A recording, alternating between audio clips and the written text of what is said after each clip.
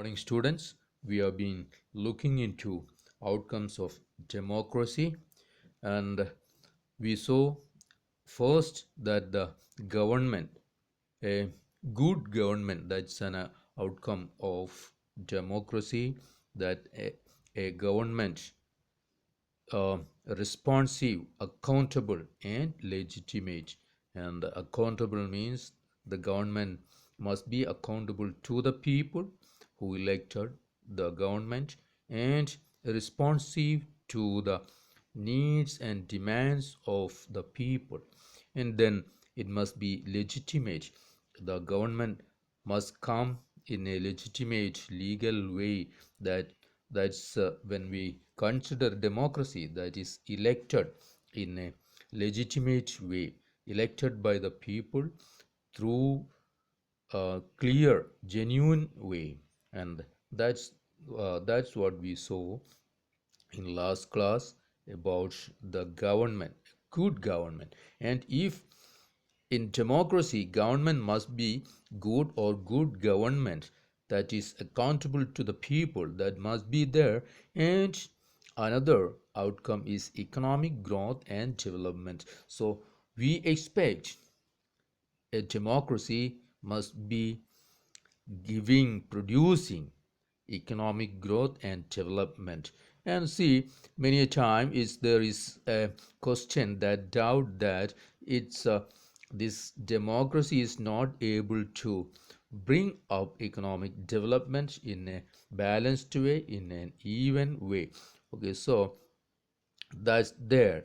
See, um, we are, or the people or the world is worried about the inability of a democratic government to bring up a balanced or even economic development. See, if you consider all democracies and all dictatorship for the last 50 years, or between 1950 and 2000, it's seen that dictatorships have a slightly higher rate of economic growth.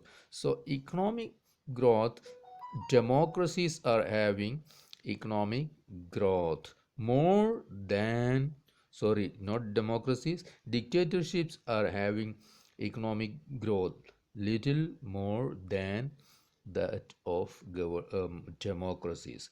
That's something worries. But one thing is there.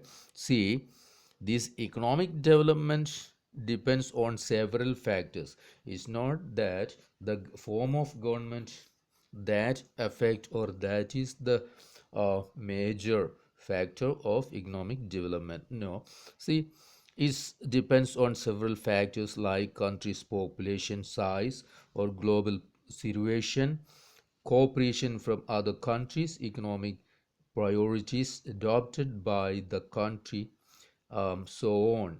So these are the factors that affect the economic development. Still, see, however, the difference in the rates of economic development between less developed countries with dictatorships and democracies negligible. Okay, in on the other page there is a table given. When we look into that, we can understand it's when developed countries, if we consider the developed countries, then only there is some uh, difference between dictatorship and democratic governments, okay, countries. So then still, see, we cannot say that democracy is a guarantee of economic development. Still, we cannot tell that. It's when you have a democratic government, that means that the country would be developing or would develop. There is no such guarantee. Okay, still we can expect democracy not to lag behind dictatorships in this respect, means in economic development. Okay, so that's something we expect, that economic growth and development under democratic government. Okay, so when we find such significant difference in the rates of economic growth between countries under dictatorship and democracy, still it's better to prefer democracy, as it has several other positive outcomes. Okay, is people's government. So if there is little difference, means in the growth rate of economic development between these governments, still we can support what the democratic governments. Okay, there is, I told you, on the next page there is a table given. See, it's there, it's economic outcomes of democracy. There is given a portion, and it is always that we expect economic development. Okay, but many times it doesn't happen, and when the country developed, a democratic country uh, gain economic development, that it's seen in practice in throughout the world in several countries, that a lopsided development is there. See, the first what see, there is a table given on this page number 94. First table is that's talking about, see, rates of economic growth for different countries. See, different countries means different forms of government is there. See, all democratic regimes and all dictatorial regimes, there very slight difference there, not there is no difference at all. See, sorry, there is little difference, 3.95 and 4.42, little difference, there is difference. But when you consider poor countries and developed countries, then dictatorial regimes are better. Okay, but when we come to the underdeveloped countries, see, dictatorship and democracy, there is not that much difference in economic growth. See, 4.34 and 4.28, that's, there is not that much difference at all. So when it's underdeveloped countries, it's not that much difference. Come to the second table, there is seen, see, some countries, democratic countries, the development is lopsided. See, South Africa and Brazil, that 64, 63, that's the top 20% rich people are having the national income share, and the bottom 20% people are having less than 3% of national income, both in South Africa and Brazil. And see, so democracies, especially the developing countries, is very difficult, means it is very dangerous, the uh, distribution of income. So look at Hungary and yeah, Denmark and Hungary. There it is 34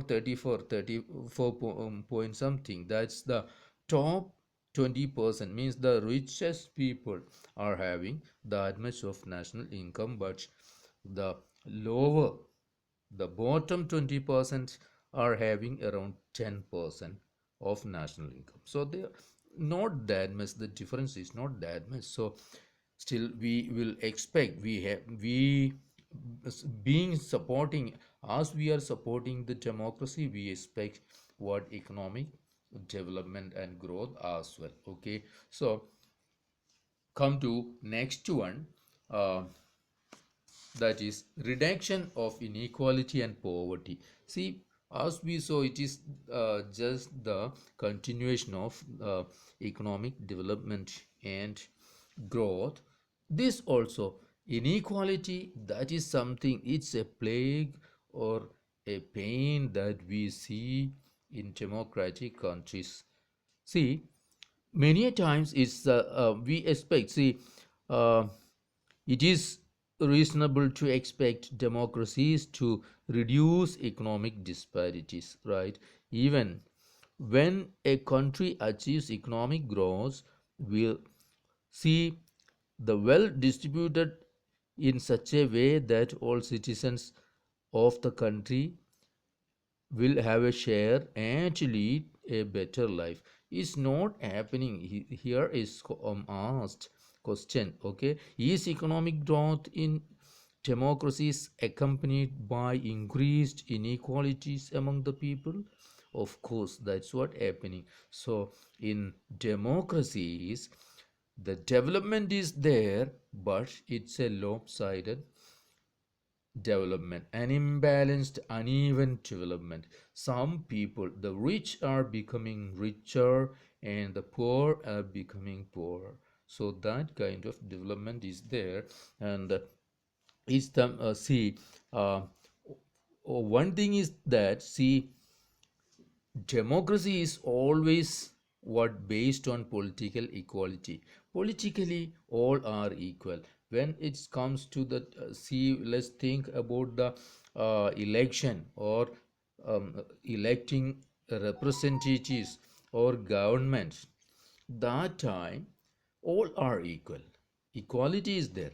But when it comes to the see economic, the benefits of economic development, some few people are getting. See, the rich people are enjoying, but the um, poor people are not able to enjoy or get the benefits of economic development. See, a small number of ultra rich enjoy a highly disproportionate share of wealth and incomes, and their share in the total income of the country has been increasing.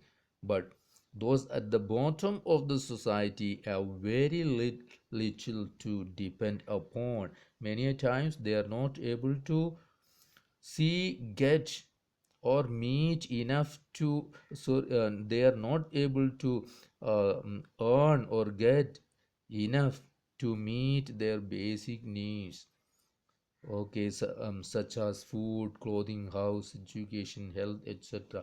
These are not happening. So people are there, the lopsided development is there, so it is something worried. So see, in actual life, democracies do not appear to be very successful in reducing economic inequalities. That is something we can see that. See, though, see, the poor constitute a large proportion of our voters, and no party will like to lose their votes, yet democratically elected governments do not appear to be as keen to address the question of poverty as see we would expect them to. That is something worried. So the government must do, and that's why the socialist or Marxist countries, the socialist countries which are looking doing taxation is must. The rich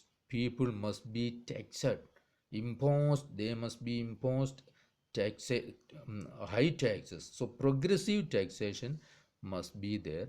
Then so welfare activities by the government also must be there for the poor. Then only this inequality and poverty can be removed, eradicated from our society.